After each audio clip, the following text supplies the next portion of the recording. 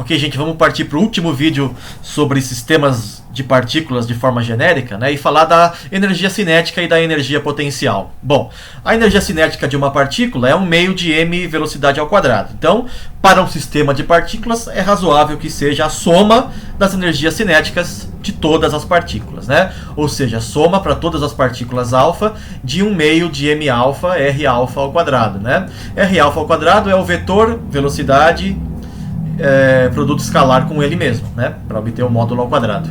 E aí eu uso a relação que a gente já viu lá no primeiro vídeo, né? A velocidade da partícula em um referencial inercial é a velocidade do centro de massa mais a velocidade relativa ao centro de massa. E faço o produto escalar desses dois, né? Que está feito aqui, ó. Então é um meio da soma de alfa, das massas m alfa. R ponto escalar r ponto, então r ponto ao quadrado, mais r ponto escalar r alfa linha ponto, que está aqui, mais o r alfa linha ponto escalar r ponto, esse outro termo, mais o r alfa linha ponto escalar ele mesmo, ou seja, r alfa linha ponto ao quadrado. Então tem essas quatro parcelas que eu vou tentar agora simplificar, né? Bom, a primeira eu ponho em evidência aqui, né, a soma das massas, né, deixo aqui entre parênteses, é a massa total. Então o primeiro termo é um meio de mzão rzão ponto ao quadrado.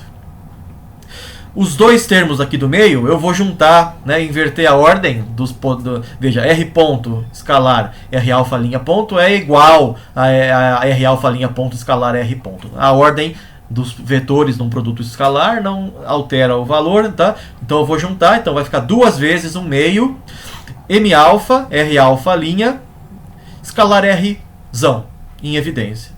Tudo bem? Essa soma que está entre os parênteses vermelhos é zero. Lá no primeiro vídeo sobre o assunto de sistemas de partículas, a gente viu isso. Tudo bem? E aí sobra o último termo, que é o meio da soma de m alfa, velocidade relativa ao quadrado, né? No final das contas, eu só tenho esses dois termos para energia cinética, né? Veja o que significa isso, né? Essa primeira parcela é o movimento do centro de massa, né? Como se tivesse toda a massa do sistema concentrada no centro de massa, movimentando-se com a velocidade do centro de massa r ponto, né? Movimento do centro de massa.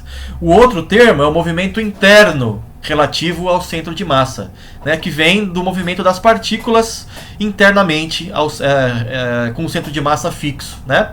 Então é um meio da massa de cada partícula vezes a velocidade dessa partícula em relação ao centro de massa. Somando todo mundo dá esse termo da energia cinética, tá?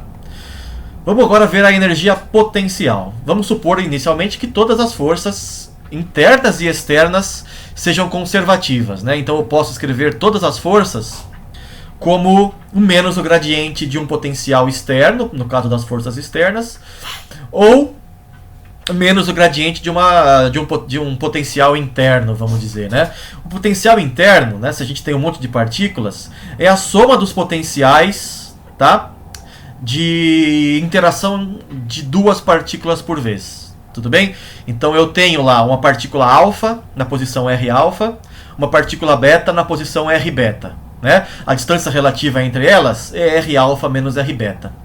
E o potencial depende apenas da distância entre elas, como a gente viu no tópico sobre forças centrais, né? O potencial depende apenas da distância entre as partículas e não da orientação das partículas no espaço, né? Então depende apenas do módulo do vetor que vai de alfa até beta, ou seja, r alfa menos r beta, né? E aí somando para todos os pares de partículas, né, alfa, beta, eu tenho o potencial interno total. Se eu pego isso, derivo em relação às posições, né, acho o gradiente disso e multiplico por menos 1, eu tenho a força interna, tá? Agora, vamos já fazer o gancho para a próxima etapa desse curso, que é corpos rígidos, tá? Corpos rígidos são aqueles em que a distância relativa entre quaisquer duas partículas é constante. Isso é definição de corpo rígido, né? A separação entre duas partículas num corpo rígido é sempre a mesma. É por isso que ele é rígido, né? Ele não se deforma. A distância entre quaisquer duas partículas não se altera, né? Claro, o vetor r alfa menos r beta pode variar no espaço, né? O corpo rígido pode estar em rotação, em translação. Então, o vetor em si varia no espaço e com o tempo. Mas a distância, o módulo desses vetores, entre duas partículas não se altera. Tá? Isso é um corpo rígido. E veja que para o corpo rígido, como essas distâncias nunca se alteram, né, esse potencial interno é uma constante. Né? E qualquer constante no potencial, como a gente viu, potencial total, né, que é o interno mais externo, tem uma constante, esse potencial interno. Qualquer constante no potencial pode ser ignorado, como a gente viu já quando falou da Lagrangiana. Né? Então eu só preciso me preocupar com o potencial das forças externas. Tá? Então quando a gente começar a falar de corpo rígido, eu só vou me preocupar com forças externas e com potenciais gerados por forças externas. Tá legal? Então era isso, gente. Eu vou continuar fazendo exercícios mais um pouco, mas a gente vai passar para corpos rígidos na sequência. Até a próxima, valeu!